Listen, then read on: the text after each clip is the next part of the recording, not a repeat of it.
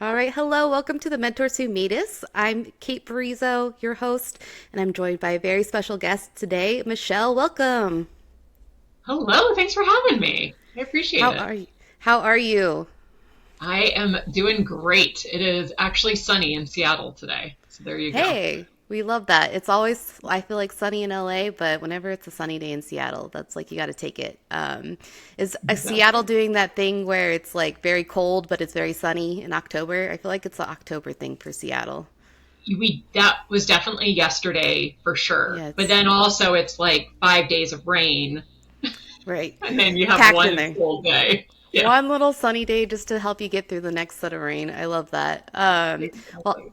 I would love for you to just kick us off by doing a little introduction. Tell us about who you are. Yeah. So I'm Michelle Rakshys. I am the Vice President of Learning at Cadence Leadership and Communication, which is an executive coaching and training organization. I love that. And I'm curious, when you were graduating from high school, did you ever think that you would be in the position you're in today? Oh, not at all. Like I didn't even know this was an option at that Right? point. I'm trying to Uh, think when I graduated high school, what I was even, I think at that point I either wanted to be like an accountant or a lawyer, which I've done neither of those in my I love career. it. That's what college is for, though. Like you to actually figure it all out. Did you have Yeah. in your life when you were going to college? Did you have parents that kind of were planting seeds, or did you have anyone special in your life who was kind of motivating you to get your degree? Yeah, I'll say, my parents were supportive in me going to college.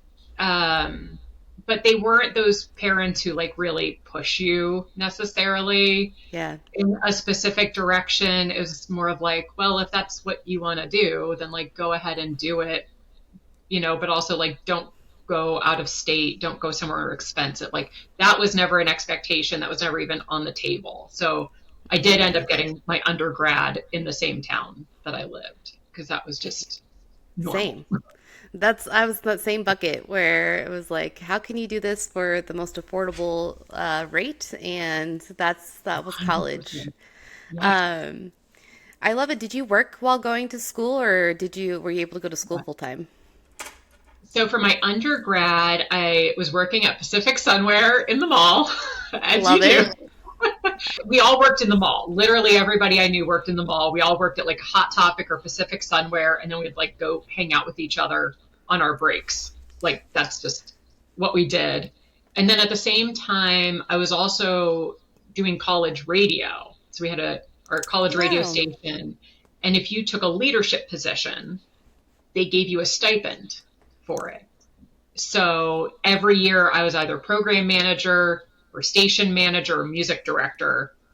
So because I wanted that stipend in addition to like being on the air. So between Right. that stipend and then Pacific Sun, where I was able to like afford my apartment and my bills and all that fun stuff. I love that. And so is that the job that inspired you to get your master's in music business? It is, yeah, because Okay. I wasn't even thinking about that direction in college until I really realized how much I loved doing college radio.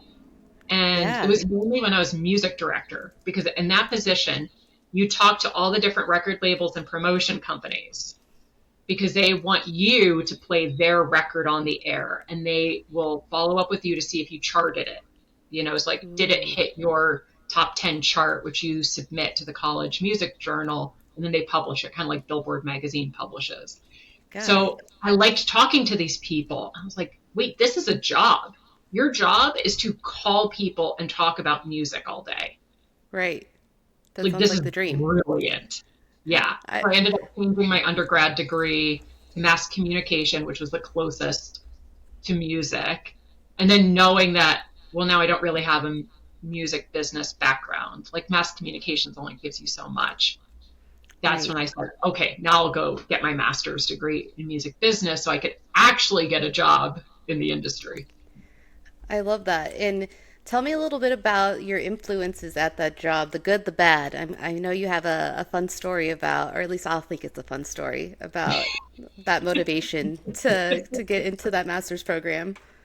Yeah, so When I was planning for my internship in undergrad, I wanted to intern at one of these promotion companies, and I knew that I'd be able to get one. And it was out of state. I would have to go to New York City, most likely, to do this internship. And the head of our department, the head of the mass communications department, didn't like people doing internships, Oh, which wow. is wild to think That's so about. weird. No, this was like more than 20 years ago at this point, but wild to think that you were discouraged from doing an internship. Right, Instead, they had you do something called practicum, where you like worked with a company and put like a project together, more or less. right. That's what they encourage students to do. I, however, read newspapers and magazines and knew that internships were how you got jobs. Yeah. So I went against him and I went and did my internship.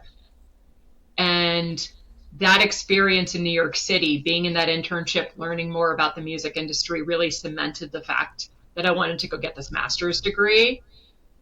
And he was like, why would you ever work in music? Why would you move out of state? Like, you're never going to get a job. You can't get a Wow. job like that in Pennsylvania. It's like, well, yeah, no kidding. I'm not going to live in Pennsylvania. You're like, this isn't the end goal.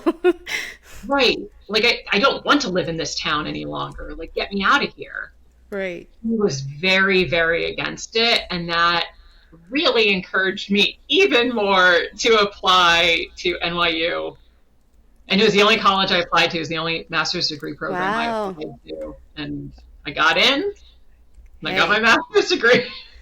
I love it. And see, I love those stories because it's about there's good mentors and there's bad mentors. And like there's no motivation like a bad mentor to light the fire to be like, well, let me prove you wrong then in life. I think especially at that age, right out of high school and college, where it's just like you're already proving yourself in those little seeds that people plant for you. Like it's always interesting to see where they go. I'm curious though, did you have anybody who really was like rallying for you and your potential music career? It's funny because as you say that, I was like, no, my parents were super against it. They were also super against me moving and everything related to it.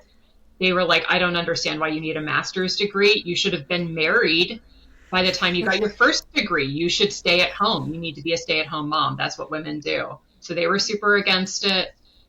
I'm trying to think, even my friends, like, I guess they just didn't really care. There was no, like, yeah, go work in the music industry.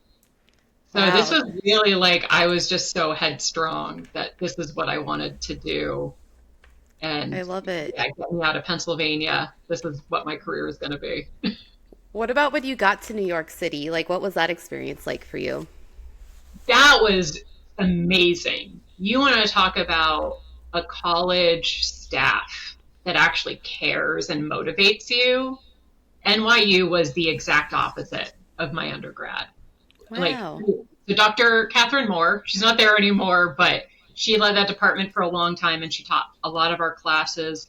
She even did a course in London where you would go for half a semester to do an advanced course in London and learn all about the music industry in the UK and Europe. So like global industry, and then, come back to NYU to finish. So I went with her and did that out in London. And even afterwards, she would follow up with me and say, hey, do you want to come speak to a class? Or, hey, I got this request for a panelist or this other speaker. Would you want to do it? And she continued to follow up with me even after I got my degree, which you think like how many department heads follow up with graduates years after they graduated. Right. And just how motivating she was to make sure that we had like the best guest speakers ever Yeah. I in that love course. that. See, she claimed you as her mentee. That I think Yeah. I've talked about it before, but follow through and mentorship I think is like that's like one of the cornerstones of like especially for those informal mentorships that kind of sprout out like that relationship where it's like at first you don't realize, oh wait, it's not until like you're in it that you're like, wait, am I being mentored? Are you my mentor? And But it's that consistency, I think, that in the follow through that really like is like a hallmark of like, oh, you're bought in and you care about my well being and what I want to accomplish. I love that. Now tell me, like, post grad, what was your journey outside of school? Like, what did the first couple years outside of college look like for you? Yeah, so I did end up working in the music industry. So that place I did my internship in undergrad, the syndicate offered me a full-time position when I Hey, got my master's degree. So I did work there for a good many number of years doing entertainment marketing, and I loved it, absolutely loved it. And it was after doing that for a number of years where I thought, I feel like I've outgrown some of this. As much as I loved it and it was a fun job, I yeah, wanted more and bigger skills. I wanted to do some corporate marketing. And that's when I got a job in Seattle doing corporate marketing at that point, it was a medium sized digital marketing agency. They ended up getting bought out by Oracle at some point. got So it. obviously major company. But I did marketing for like Verizon Wireless and Yahoo and REI and a bunch of these other really big brands, which then gave me a ton of good experience. And then that led to my job at Amazon when I first went over there 10 years ago, and then ended up working at Amazon for the last 9 years before my current job. I So it love was it. quite a little journey. Right. I'm curious, what type of music were you working within when you were working in marketing at the Syndicate? Oh, yeah. Honestly, it was a little bit of everything, like not exaggerating.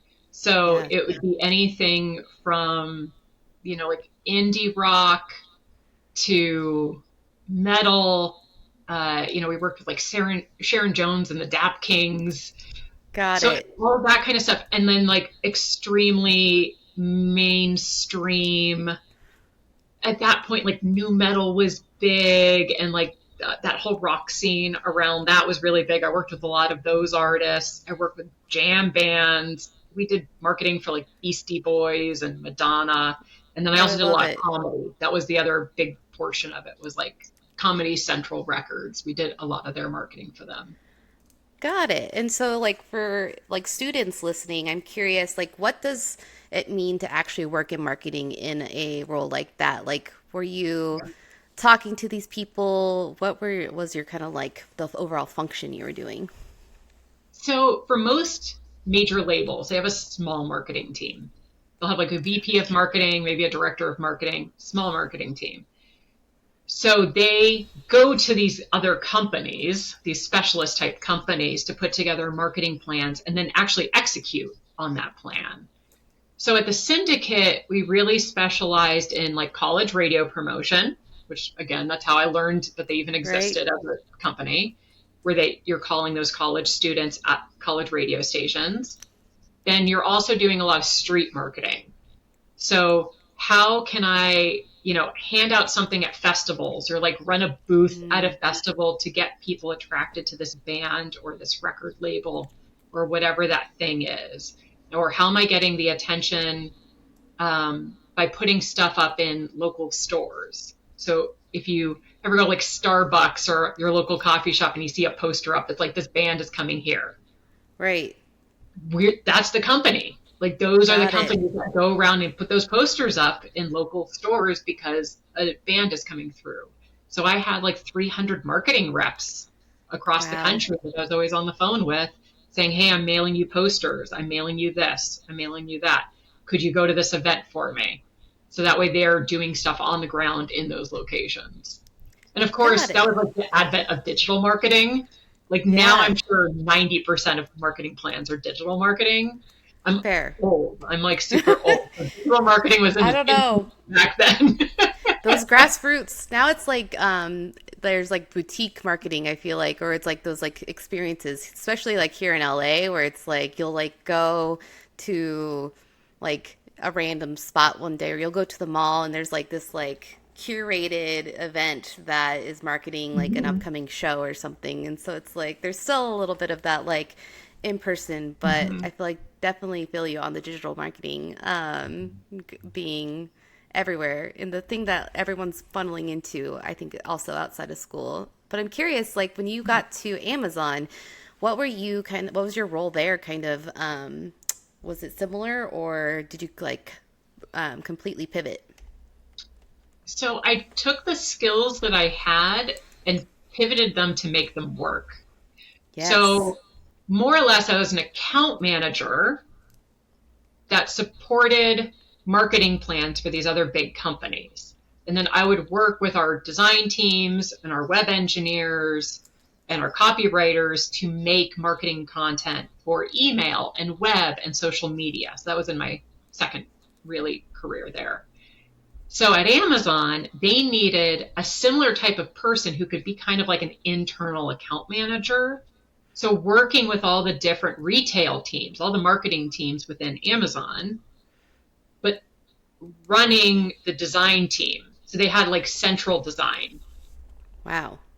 So That's I so would big. talk to like the home goods department and talk to the fashion department, talk to sporting goods, and they would say, we need a custom web page for this, or we need new graphics because KitchenAid is 20% off this week, Got it. whatever that is. So then I would then go to our team and kind of like slot it into everything that they were doing and say, okay, this is more urgent than this. We need to make sure that we get this done.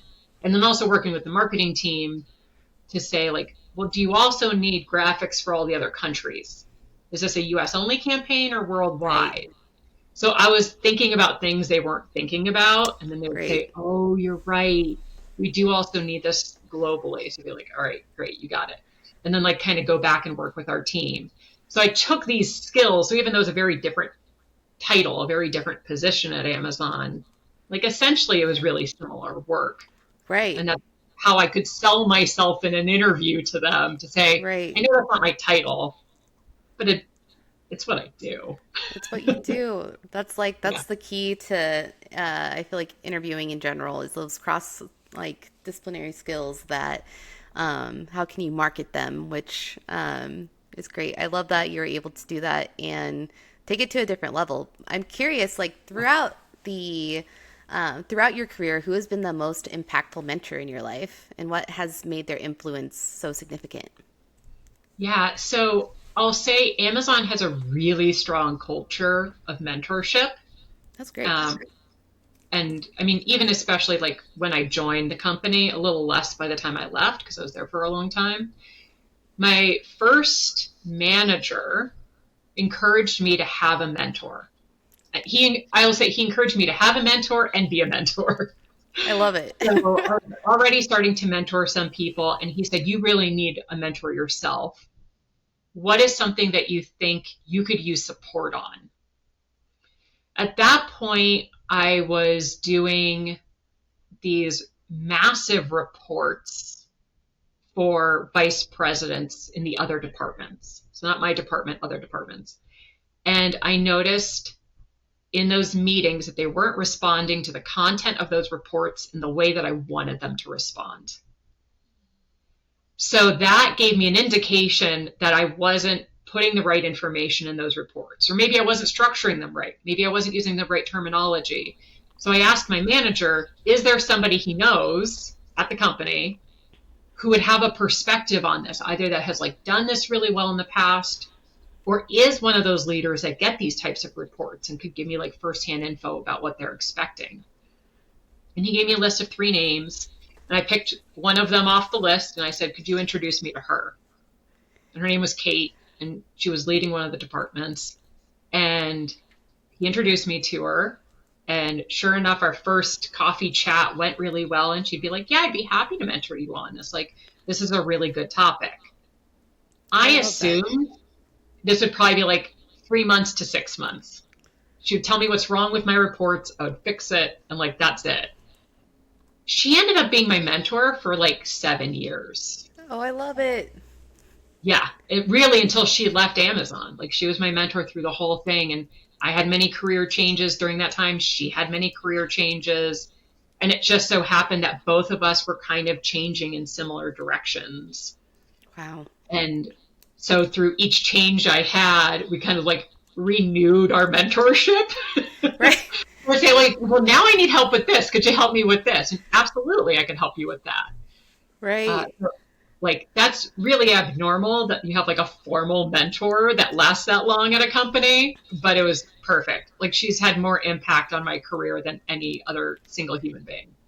I love that. And what about her support, like, do you feel like really like resonated with you that allowed you to like achieve your goals? She would help me think in a different way because you're Yes. when you are thinking based off of your own experiences. If I Right. do this, then this will happen. Having that extra perspective to say, well, what else? What else haven't you thought about?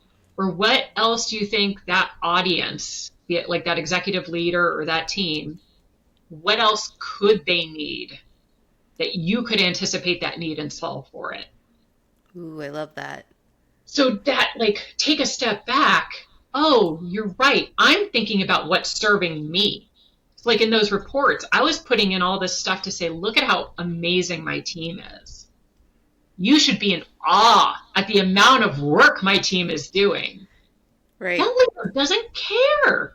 They want to know what my impact to their team is. How That am I part. doing their bottom line? And she made me flip the whole script to say, I don't care if you had like the biggest success this month. If it doesn't impact that leader, don't tell him. Which is And hard. I feel like that's yeah, a hard lesson to learn because it's like they don't teach you that in college where it's like, wait a second, like you have to play to everybody else's needs and wants and like yeah, but I feel like mentors in general, like that's like such a key role that they play is like helping you get outside of your own head and helping you like remove those right. roadblocks. So it's like, oh right, yes, like who is my core audience? Like really thinking about who your audience is, and that's like such a skill set. It Yeah, took me if I could have learned that 10 years ago, I like early on in my career, I like it took me a while, but that's like I think such a key skill that is yeah, so helpful and so hard to learn like on your own because it's like wait it takes someone really taking you aside to be like wait think about it this way. yeah. Because for these leaders, I knew that they were vice presidents. I knew what their team did, of course. But my perspective was they want to make sure I'm not wasting their money. So here's how busy we are. Of course, we're not wasting your money. Look at how much I'm getting done for you. But Right. that isn't their perspective. That's not actually what leaders care about. They're Right. like, how are you helping me achieve results? How are you making my life easier? This isn't about money. This is how are you taking things off of my plate? How Right. are you how are you reducing the amount of thinking I need to do? I want you to have already made these decisions and then you come to me with like the last decision I need to make or like do you agree with this recommendation? Yes. So like I'm taking all the thought out of the process for them. And Right. that changes the way you put reports together. That changes the way you structure meetings and how you go into those discussions. And now I'm curious, you said you had that manager who told you to Mhm. both get mentors and be a mentor. What was Yeah. your experience like being a mentor? Did you have to go through a formal program or did you kind of like organically connect with folks? Most of the time, he found people. So people from either related teams, because managers talk to managers, Right. FYI, across every company. So if somebody would come to him and say, hey, I need somebody to mentor this person, do you have somebody who's good in X? Got it. And he'd say, oh, you should talk to Michelle. So a lot of it was those connections. And then after I wasn't on his team, because I switched teams at Amazon many a time, had lots of jobs there. Yeah. If he had a new team member who was struggling with something and he knew I was good at it, he would reach out to me and say, hey, do you have any openings for a mentee? I have this person. Are you willing to take them on? And be like, yeah, absolutely. Or like, at least I'll talk to them, see if it's a good fit. And Right. sometimes you get those where you're like, honestly, I actually don't think I'm very good at that skill. But you know who is? And then Right. you refer them to like your friend or your coworker. Right. So I think that's how a lot of that worked in the company is it was just like this, oh, you know who is good? Right. This What makes person. Which is like a trademark of a great mentor. If they don't have the answer or don't feel like they're the most equipped, the best thing they can do is like get you in the hands of someone else who they know who is skilled in that. Yeah. Um, versus just being like, sorry, I don't know how to help you.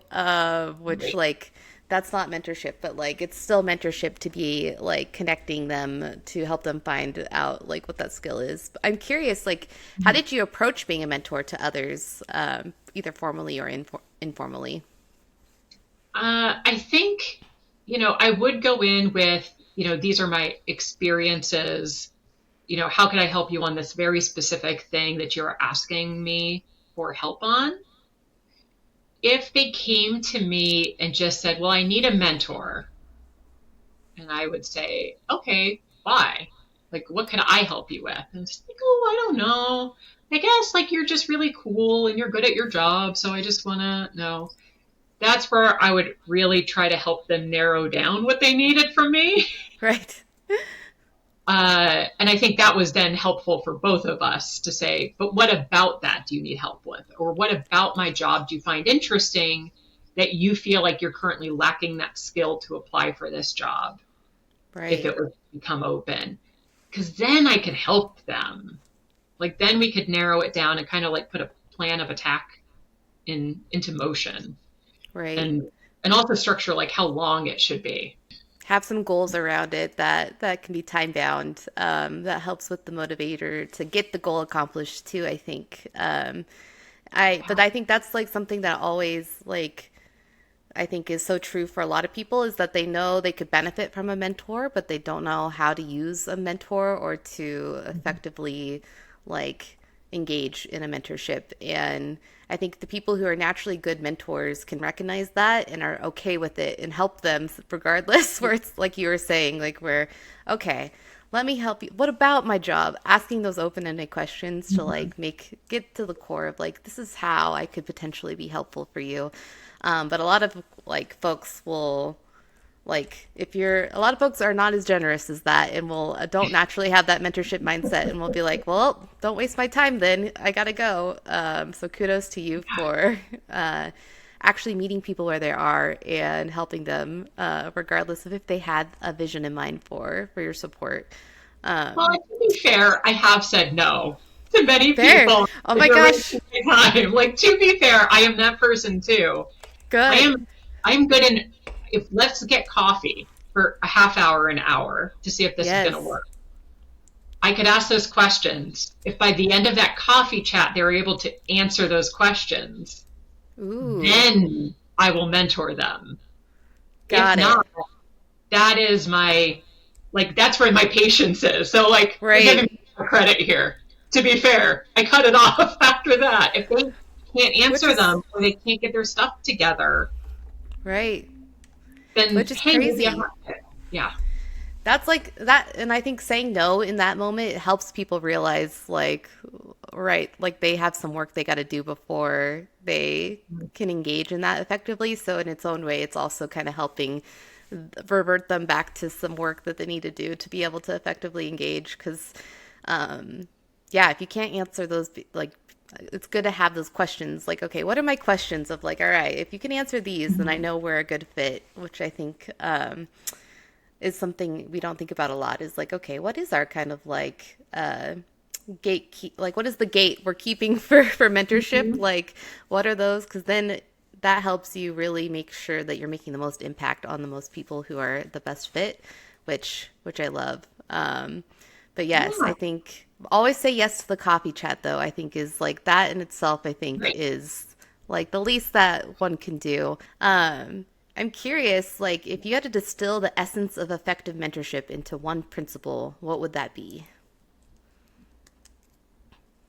Have goals. I love And it. specific goals, smart goals. They Smart need to goals. be specific and time bound. It because you need to know what you're going to. Like I'm starting here and I'm going to here. So as a mentor, you need to get them there. If all you're doing is chit chatting with them once a week, you're not actually doing much. Like you're more of like a therapist at that point than a Right. mentor. So define those goals with them and actually make sure you hit those goals. And maybe you have Right. to redefine the goal at some point, and that's okay, but you got to set those goals. That's part of the process. No, I think that's a good point because it's like chit-chatting each week, like, well, that's great for building a relationship, like, which is like essential for mentorship. It's you got to make sure it's effective and it's like leading to something. And maybe there is some weeks where it's like, oh, this is just chit-chat week where I just need to like decompress. That's okay. Yeah, But yeah. I think that's great to have in mind both though. It's like, what is our goal here? And how much of the effort do you feel like it is the mentee's job versus the mentor's job to kind of like contribute to those goals? Do you think it's a exact 50-50, or what would that look like? I'm going to say this, but keeping in mind that there's collaboration, I would say it's 100% the mentee.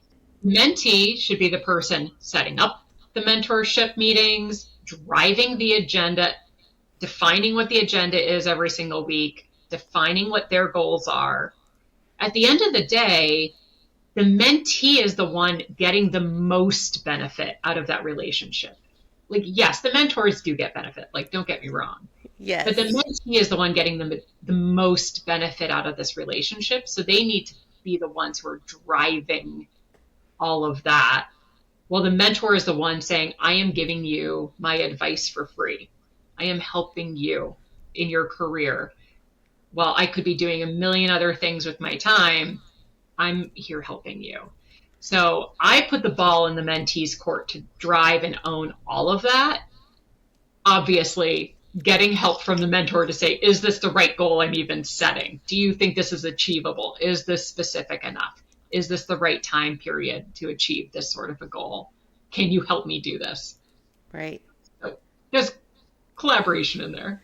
Collaboration, I know. And it's like I think that's one of the hardest parts of mentorship too as a mentor, where it's like I think for me at least, where when the ball's in their court but they don't have the capacity to like manage the ball, and it's like I found myself in those moments. It's like, all right, how much do I insert myself and like try to help guide them, or how much do I wait for them to kind of like figure it out and get back to me? But it's like there's no, I think, perfect like scenario or answer for for how much to lean in those moments, because I think it's like, again, as a mentee, it's like you're seeking help. But I'm curious, like, how, when, like, did you always feel like as a mentee with your mentor at Amazon, like, did you feel like you knew what to bring each time you were meeting to the meeting, or how much help did you get from your mentor in kind of like setting those meetings up?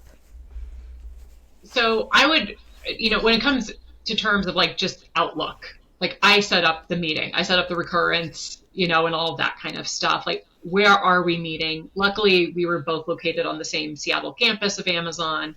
So we would pick a coffee shop. I would always make sure to go to her building's coffee shop. So she had the least amount of walking that she had to do. So I ran that.